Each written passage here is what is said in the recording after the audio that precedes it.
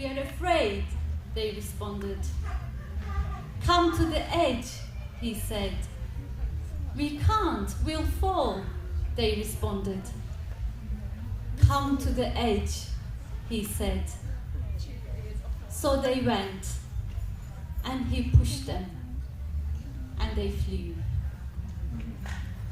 We are at the edge, my friends, as individuals, as communities, as species, the whole planet. And like those on the poem, that we are hesitant. We are afraid that we might fall. We are afraid what we might lose. We are afraid that we might mess up. But what if this is the moment that we fly? It is a tipping point, a global threshold. And these moments, those thresholds, they don't always come grand and loud. Sometimes they just come quietly. And it comes to me, it comes to you, it comes to all of us individually. And for me, one of them was when I was living in the big smoke, having built a life that I longed for, a job that was meaningful to me, a loving relationship, a sense of home, which was so big for me, and lots of fun. But after a while, restlessness started to creep in. The job became hollow, relationship stuck, lifestyle hedonistic.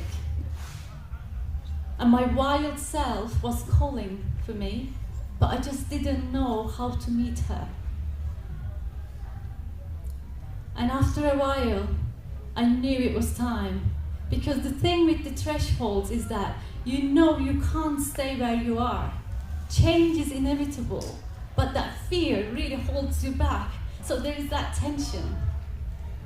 And I knew when I was in my container, I couldn't cross that threshold. So one autumn day, I packed my bags, and obviously it took more than that. There were a lot of logistics. I left. I left the job and the relationship and the city and the country and the safety and the home into the unknown.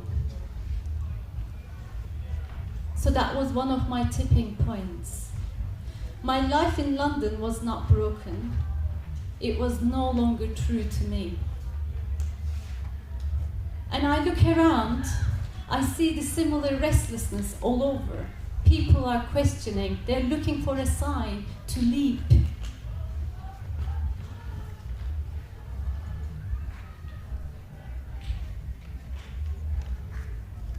We are at that point. The choices we make will make a huge difference.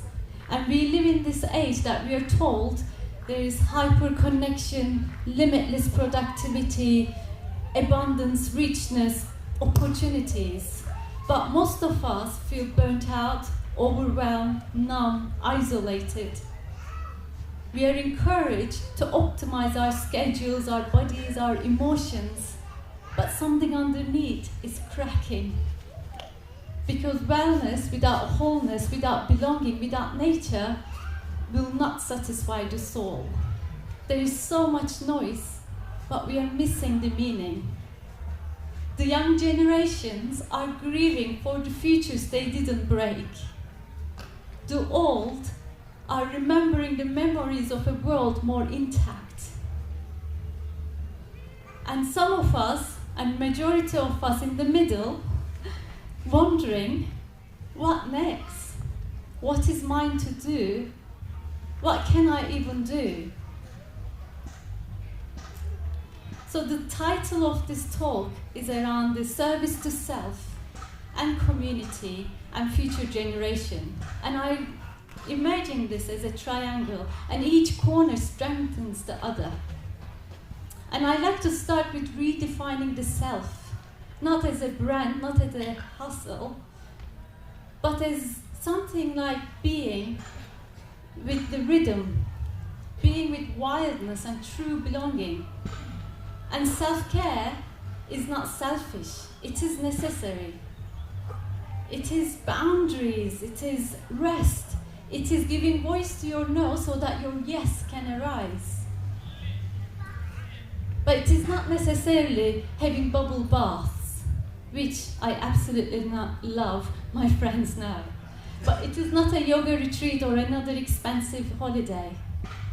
It is sometimes pitching a tent on a windy mountain top when you feel all the elements and you feel so alive in your bones.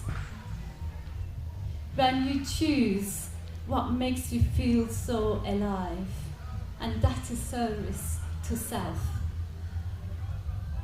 And we cannot separate it from the community either. When we look after ourselves, we also look after others. But before I go there, I want to share a model with you, which was shared with me a few years ago, and I find it really useful. So this is my boundary. This is the place I nourish myself, resource myself. And beyond that is my generosity. And I love that place a lot. And beyond that is burnout.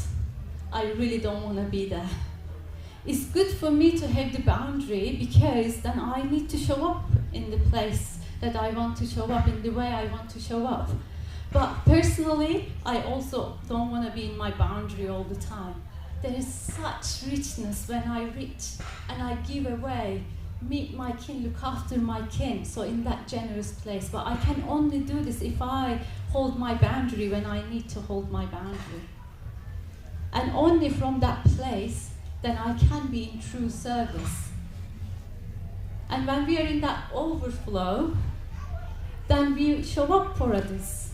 Not to fix them, not to rescue them, but to be with them. We often say, talk about society needs to shift. But what if the tipping point starts from the individual? And isn't that the only place it can start in some ways? And maybe we need to ask deeper questions rather than asking, what do I want from life? We ask, what does life want from me? What does life need from me? Maybe that can change, shift things a little bit. And each act of kindness counts. I heard a story of this woman when living in London in a working class estate. And when new neighbors moved in, she didn't only just go and welcome them, she brought 7 Tupperware homemade food. And another time, she heard on the radio a refugee woman who was escaping war gave a birth on the plane. She jumped in her car, drove to the airport to meet this woman.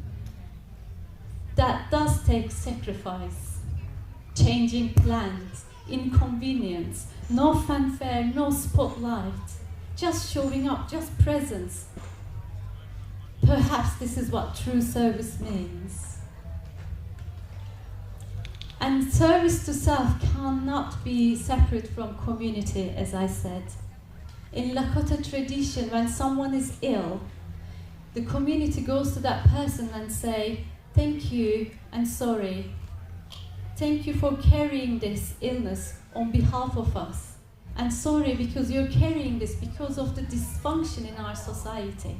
So your healing is my healing is your healing. It is very good to remember that. Sometimes it is just bringing that soup to your neighbor, picking up a child so that the single mom can rest a little bit. A smile, maybe an eye contact with a shopkeeper, whatever it is. Change doesn't always start at the parliament. Perhaps sometimes it can start with a Tupperware. But, and this is a big but, it also can't stay in Tupperware. The service must extend and expand. We don't need to do this on our own. Nature teaches us so well. When I look at the Canadian geese, I love their leadership model. They have this V formation when they're migrating, and they take turns to lead the flock. so that it is never on one person's shoulders. And if one of them is sick, the two of them would stay until that one can move and join the flock again. Similarly, starlings, the murmurations, the way that they synchronize, there is no hierarchy. They look out for their 7 closest neighbors. That's how they do this, so beautifully. We don't have to do this alone, hence we need the community. And beyond community, the future is ahead of us. We don't know what's going to happen. We know that it is coming. And future generations waiting for us, they are dependent on our choices. Every choice that we make each day will make a difference for their future. And we must ask, what are we leaving behind?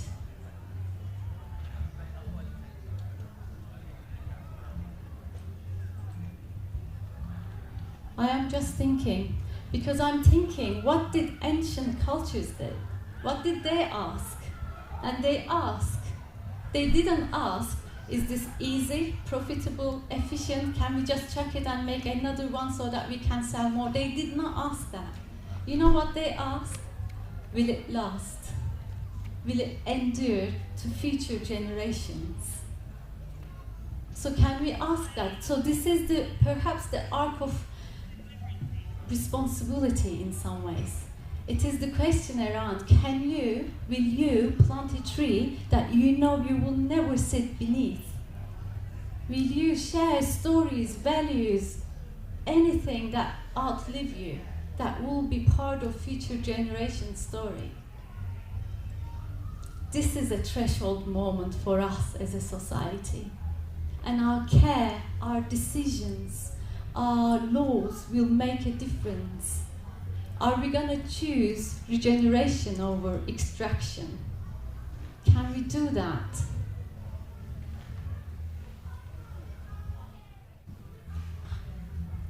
And this triangle is really rooted and connected. The self, this rooted self, is connected to the community who holds and who is held, and future generations honor and nourished.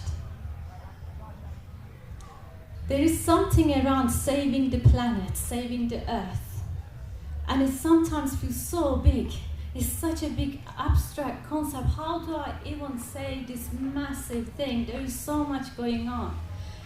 And those times, I remind myself, can I just remember that I belong to her? I am not separate. My healing is her healing is my healing. And perhaps the shift in this relationship will the thing that will tip over, tip the points, cross that threshold, and it's revival. I look at the news, collapse, cruelty, war. It's distressing, it's painful. And sometimes it feels like we just need to endure this bit and move past this crisis or that crisis, and maybe it's going to be okay. But we are not here to just endure it. We are here to shape it. One of my favorite rock stars, Patti Smith, says, this planet hasn't seen its golden age. This is when I am alive. They say that the planet is dead, the rock and roll is dead, the music is dead, the art is dead, God is dead. Fuck that. She says, this is my chance to be alive, to make a difference. She says, I didn't live in the time of Mesopotamia or the Garden of Eden, so I claim this space. And she says, only if the future generations would know, young generations would know, this is the time for greatness when they are alive. It is time to blossom for them.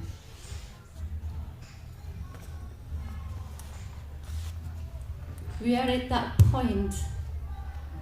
We can't go back, but we can fly. And I'm going to leave you with one more piece.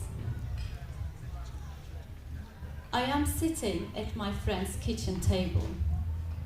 We are having a cup of tea. I am deep in my grief because a dear friend of mine, a magical person who has been in service to this earth and his humans for many, many years, has passed away.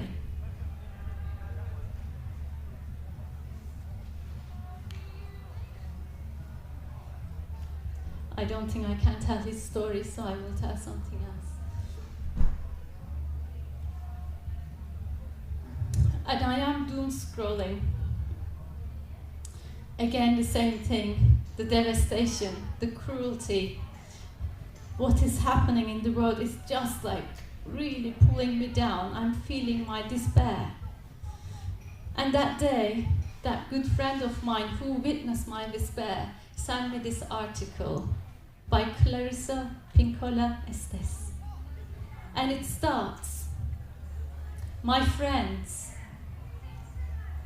do not lose heart. We are made for these times." And she continues, "In the uttermost of my bones that I know that there can be no despair if we know that why we are on this earth, who we are in service for." And she adds, "The great ships, more than harbored, are safe, there is no doubt. But that is not what the great ships are built for. We are not here to be moored or harbored.